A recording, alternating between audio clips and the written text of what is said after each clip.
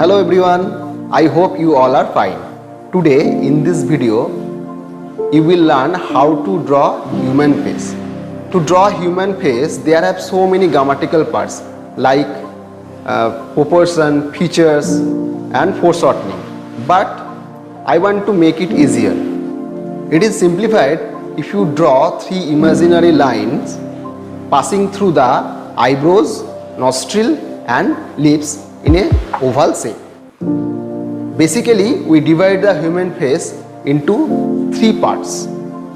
First part is forehead, second part is forehead to nostril and third part is nostril to chin.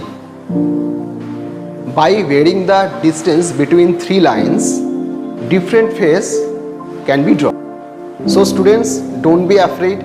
Practice is the only way to learn. So you can take references from the different newspaper or magazine. There are so many photograph of human face in a different posture. So try to draw them in your copy. Okay? So watch the video till end. Thank you.